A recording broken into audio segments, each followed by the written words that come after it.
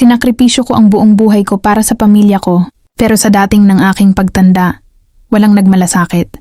Dear 8 Vine, tawagin mo na lang ako sa pangalang Celia. Ako ang panganay sa 10 magkakapatid. Lumaki kami sa hirap, sa isang munting bahay na kahoy kung saan minsan ay kulang pa ang pagkain para mapuno ang aming mga tiyan. Pero kahit ganoon, puno naman ng pagmamahal ang aming tahanan.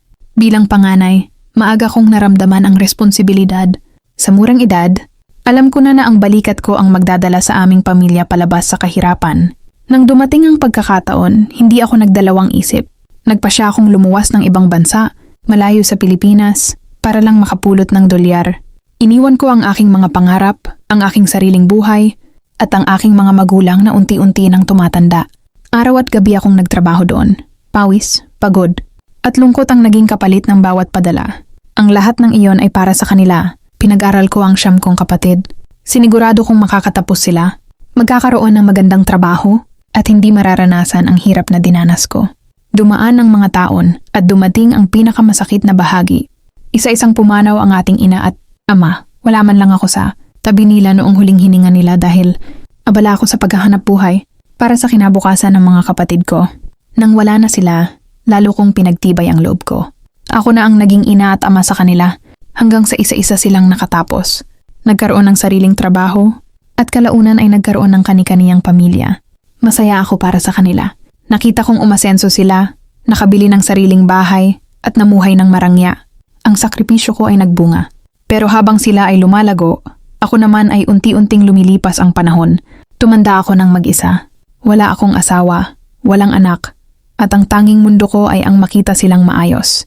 Akala ko dahil ako ang naging sandalan nila noon, ako naman ang kanilang kakapitan pagtanda ko. Akala ko ay may uuwian ako, may mag-aalaga at may magpaparamdam ng pasasalamat. Pero nagkamali ako.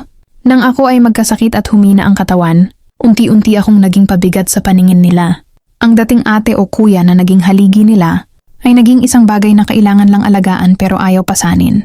Sa halip na sa bahay ng isa sa kanila ako manirahan at alagaan, nagpulong sila at nagdesisyon dadalhin nila ako sa isang nursing home.